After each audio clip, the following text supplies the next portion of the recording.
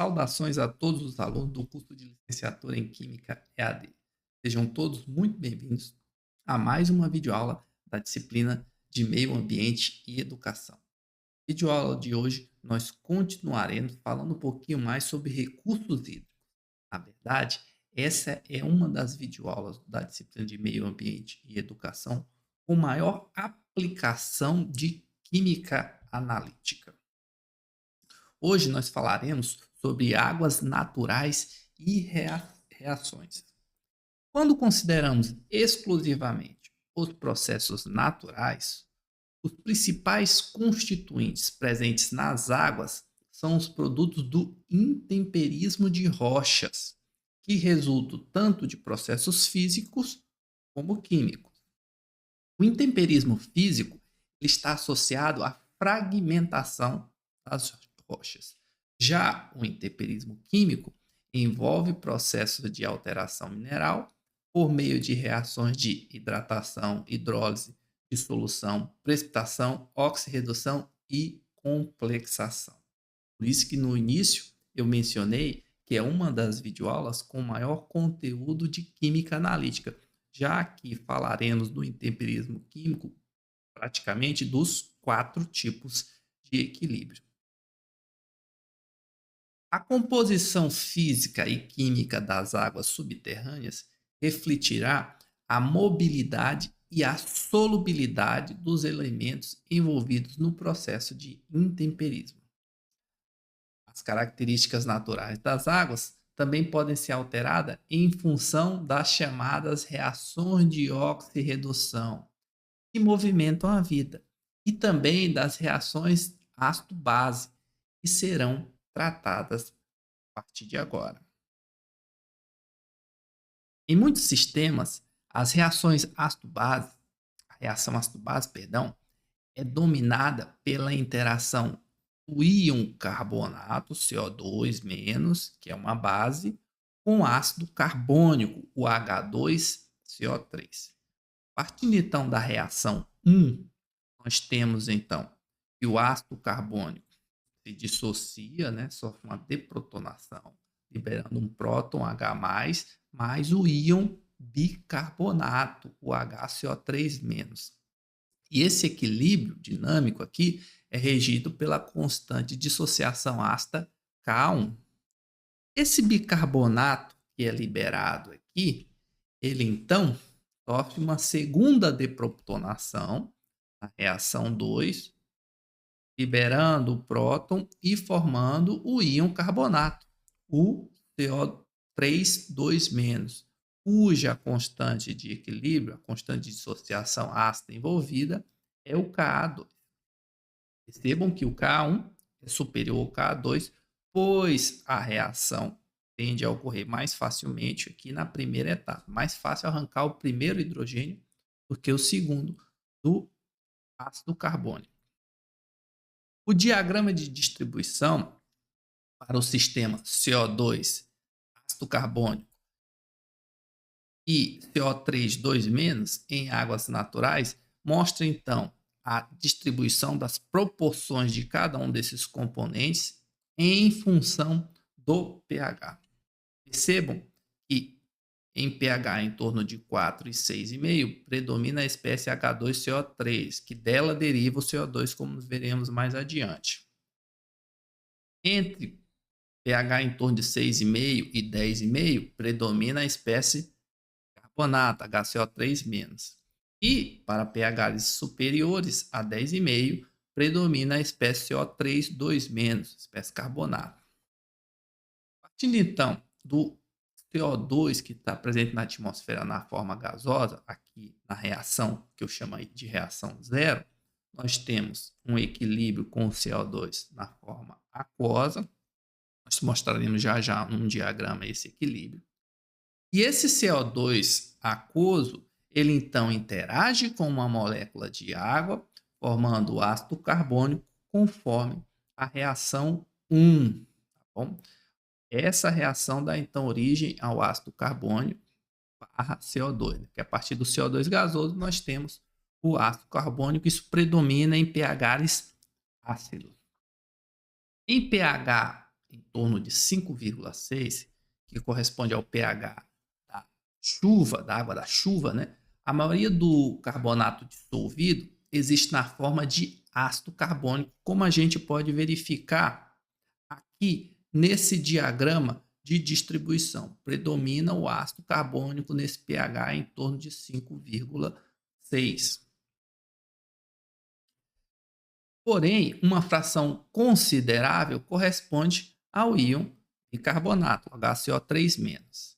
Em águas naturais, o ácido carbônico resulta da dissolução do gás de óxido de carbono, como vimos na reação zero, né, proveniente do ar, ou então proveniente da decomposição da matéria orgânica. Outra fonte de íons carbonatos na natureza é proveniente do carbonato de cálcio, que se dissolve parcialmente na água. Carbonato de cálcio que está muito presente nas rochas, por exemplo. Então, temos aqui na reação 3 o carbonato de cálcio dissolvendo, né, no equilíbrio de solubilidade, formando cálcio 2+, e o CO3 2-. A dissolução, então, de um composto em água ocorre apenas quando as forças de interação íon-água são superadas pelas forças de interação que mantêm os íons unidos no retículo cristalino. Então, eu tenho que ter uma superação aqui das forças que mantêm esse retículo cristalino unido, né, nessa interação íon-água. As águas naturais que são expostas às rochas calcárias são então chamadas de águas calcárias, porque essas águas são ricas em CO3 2-. O íon carbonato dissolvido age como uma base, produzindo então o íon bicarbonato, o HCO3-, e o íon hidróxido, o OH-, na água, conforme a reação a seguir. Então, partindo de 3, nós temos o íon carbonato, na reação 4, que ao interagir com a água, forma o íon bicarbonato mais o íon hidróxido, conforme reação 4. Isso ocorre em pHs superior a 7. Dessa forma, a dissolução de carbonato de cálcio em água pode resultar na produção de íons cálcios, bicarbonato e hidróxido, conforme a reação global a seguir. Partindo então da reação 3, onde temos o carbonato de cálcio sólido sendo dissolvido, formando íons cálcio e íons CO3 2-, reagindo aqui com o CO3 2- em água para formar o íon bicarbonato e o OH-. Ao somar essas duas reações, nós podemos cancelar os íons carbonatos que estão do lado dos produtos da reação 3 com os íons carbonatos do lado dos reagentes da reação 4. E temos aí a reação 5 global, onde temos o carbonato de cálcio sólido reagindo com água, formando íons cálcios, íons bicarbonatos e íons hidróxido, como mencionado anteriormente. Se todos os equilíbrios apresentados forem considerados, desde o equilíbrio zero, mostrado lá atrás, e ainda considerarmos o equilíbrio iônico da água, a autoprotose da água, que aqui chamamos de reação 6, temos ao final do processo uma equação global mais completa, depois de cancelar os termos em comum. Então, somando todos os equilíbrios descritos anteriormente, mais o equilíbrio iônico da água, onde nós temos H+, mais OH-, gerando H2O líquido, reação de autoprotólise da água, nós temos então a reação 7 global, onde o carbonato de cálcio sólido reage com o CO2 gasoso da atmosfera com a água para formar íons cálcios aquosos mais 2 íons bicarbonato. Para visualizarmos todas essas reações, a figura 3.4 representa esquematicamente as reações químicas entre as fases ar, água e solo. Começando aqui com a reação zero, onde temos o CO2 gasoso interagindo com a água para formar o ácido carbônico, como destacado na reação zero. Na sequência, temos a reação 1 e 2, onde nós temos a dissociação do ácido carbônico em bicarbonato e, na sequência, em carbonato. Temos também a reação do carbonato com a água, reação 4, para formar íons bicarbonato e íons hidróxido. E temos também a dissolução ou a precipitação, dependendo do sentido, né, via reação 3, do cálcio, formando carbonato de cálcio. Lembrando que o KPS, o produto de solubilidade do cálcio na presença do carbonato, é obtido por meio dessa expressão aqui. Falaremos agora um pouquinho de outro tema bastante importante quando nós falamos de recursos hídricos, que é o sequestro de carbono. Isso porque os maiores estoques de carbono não são encontrados na atmosfera, mas sim nos ecossistemas marinho e terrestre. Os oceanos correspondem ao maior reservatório de carbono natural sequestrado naturalmente o carbono de duas formas. A primeira, por meio de processos físicos, que é chamado de circulação termoalina, e a segunda, por meio de processos biológicos. No ecossistema terrestre, o CO2 pode ser fixado tanto no solo quanto nas florestas. A quantidade de CO2 que é armazenada corresponde a um balanço entre a absorção da planta, fixação de carbono no solo e perdas por respiração e decomposição. O destaque aqui é que o conceito de sequestro de carbono ele foi consagrado pela Conferência de Quioto, que ocorreu em 1997, com a finalidade de conter e reverter o acúmulo de CO2 na atmosfera. Lembrando que o CO2 é um dos gases do efeito estufa. Muitos desses processos são baseados na fotossíntese, ou seja, as plantas absorvem CO2 e armazenam o carbono na forma de açúcar, amido e celulose. Esse carbono pode ser liberado continuamente, dependendo da planta e da fase da vida dessa planta, ou, por outro lado, um processo de queimada libera rapidamente todo o carbono absorvido na atmosfera, que é o que está acontecendo atualmente no Brasil. Temos ainda o sequestro de carbono direto, artificial ou geológico, que resulta da separação e captura de CO2 gerada em processos industriais e em processos relacionados à geração e ou consumo de energia, seguido de transporte para o local de estocagem seguro, de modo que ocorra o isolamento do gás por um longo período de tempo. Esse tipo de sequestro é responsável, por exemplo, pelos chamados créditos de carbono, que hoje são muito utilizados pelo setor industrial, né, para justificar a sua demanda de produção. Outro detalhe importante com relação aos recursos hídricos é a química da água e as reações de oxirredução. Como nós havíamos mencionado anteriormente, destacaremos aqui dois tipos de reação, de oxirredução e ácido-base. Já falamos das reações de ácido-base e agora falaremos um pouquinho das reações de oxirredução. O oxigênio que está dissolvido nas águas naturais é um importante agente oxidante, ou seja, ele promove a oxidação sofrendo redução. Ou seja, ao sofrer redução, ele sequestra elétrons. Como a gente pode visualizar na reação a seguir. O oxigênio gasoso, em meio ácido é de 4H+, captura 4 elétrons para formar água, como mencionado anteriormente, em meio ácido. Ou seja, o NOx do oxigênio saiu de 0 para -2, ou seja, ele sofreu uma redução. Para sofrer essa redução, ele promoveu uma oxidação.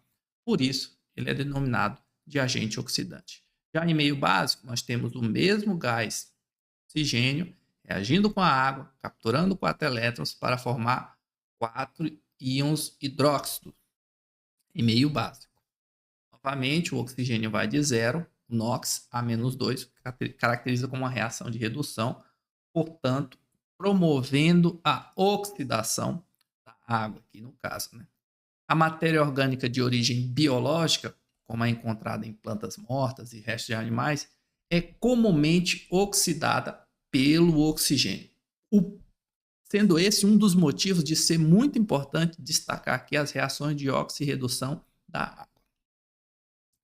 A concentração de oxigênio dissolvido em águas é pequena e depende da temperatura, ou seja, ela aumenta conforme a temperatura cai e diminui conforme a temperatura aumenta, ou seja, em climas mais quentes é menor a concentração de oxigênio na água. A água que é aerada através de cursos de água e rios é reabastecida de oxigênio de forma constante, que é outro detalhe importante.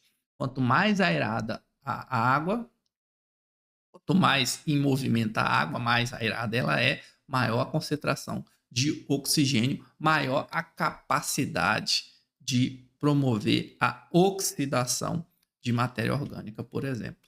A quantidade de oxigênio em águas naturais também depende da profundidade do curso de água. Quando se tem abundância de oxigênio na água, o que caracteriza um máximo potencial redox, tem-se a chamada condição aeróbica. Porém, o oxigênio dissolvido na água é consumido pela oxidação da amônia e também de íons amônio, NH4+. Essas espécies estão presentes na água como resultado de uma atividade biológica e são oxidadas eventualmente para formar íons nitrato, o NO3-. As condições aeróbicas e anaeróbicas podem ser encontradas em diferentes partes de um mesmo lago. Como a gente tinha falado anteriormente, depende da profundidade. Essas condições são encontradas de forma mais comum no verão, quando a estratificação estável de distintas camadas ocorre.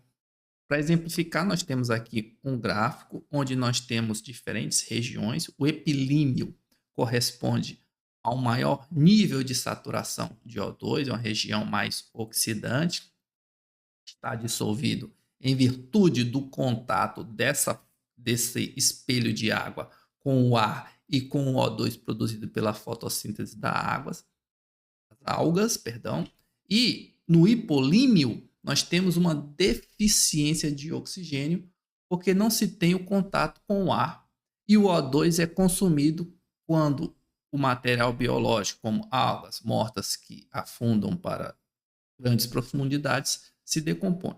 Então, corroborando com o que acabamos de falar, a quantidade de oxigênio dissolvido num corpo aquático, aqui, como esse, a fração de um lago, representada aqui, depende da profundidade e também da temperatura. Quando não se tem oxigênio presente na água, os organismos que dependem da respiração aeróbia não sobrevivem. E neste caso, as bactérias anaeróbias passam a dominar. Contudo, essa condição pode ser alterada no decorrer do ano devido às mudanças de estação, que vão alterar diretamente a temperatura, por exemplo.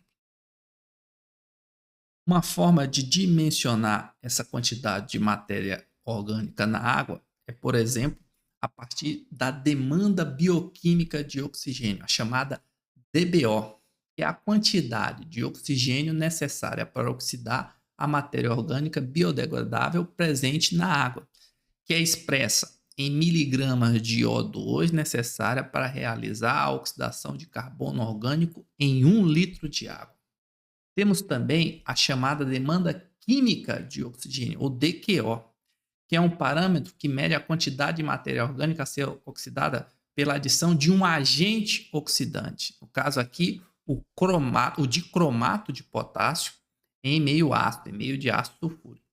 No caso aqui, a DQO é expressa em termos de miligrama de O2 por litro de amostra. Além disso, temos outras duas formas de medir a quantidade de substância orgânica presente em águas naturais. Uma delas é a concentração de carbono orgânico total, o COT, que é usado para caracterizar a matéria orgânica dissolvida e suspensa em águas naturais. E, por fim, nós temos o carbono orgânico dissolvido, o COD, usado para caracterizar o material orgânico que está dissolvido. Temos também outros tipos de compostos oxidantes que são importantes mencionar, além do oxigênio. Isso porque existem várias formas ambientalmente importantes de nitrogênio, tanto orgânico como inorgânico, que interferem na extensão da oxidação dos átomos de nitrogênio. Amônia, o NH3 e íons amônio podem ser oxidados a nitrato em processos que são catalisados por micro-organismos de nitrificação, como nós falamos no módulo anterior.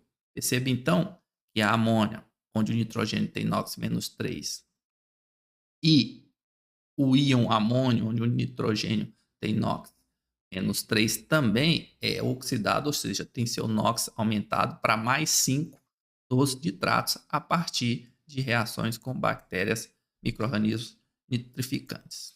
Nos processos de desnitrificação, o nitrato, onde o nitrogênio tem NOx mais 5, e o nitrito, onde o nitrogênio tem NOx mais 3, são reduzidos a nitrogênio molecular, onde o nitrogênio tem NOx 0. Quando não existe oxigênio no meio, o nitrato disponível é então considerado o oxidante mais eficaz. Nesse caso, as bactérias com ação desnitrificadoras consomem o nitrato e liberam nitrogênio molecular e um outro subproduto é o óxido nitroso, o N2O, onde o nóxido do nitrogênio, é mais 1. E é um dos gases, também é um dos gases do efeito estufa. Ambos os processos são importantes em solos e em águas naturais, conforme apresentado anteriormente no ciclo do nitrogênio. Outros compostos importantes em reações de oxirredução são os compostos de metais, tais como o ferro e o manganês. Importantes quando os nitratos estão em baixas concentrações, pois atuam como oxidantes microbiais, além de serem capazes de se ligar a metais pesados tóxicos, compostos orgânicos deletérios e gases. Quando esses metais são reduzidos, eles perdem essa capacidade de ligante, por se tornarem solúveis, e assim liberam esses materiais tóxicos. Bem, pessoal, essa foi nossa videoaula de hoje. E na próxima videoaula nós continuaremos com o módulo 3, falando um pouquinho mais de recursos hídricos. Na verdade, falaremos dos íons em água, dos íons abundantes em água do mar, da interação da água com o solo e a química dominante. Falaremos também um pouquinho da importância das reações químicas, considerando a água um meio ecológico. Falaremos sobre poluição e purificação da água e finalizaremos falando dos contaminantes químicos e tratamento de efluentes e esgotos domésticos. Eu desejo então a todos uma ótima semana e nos vemos aí na próxima videoaula. Até lá!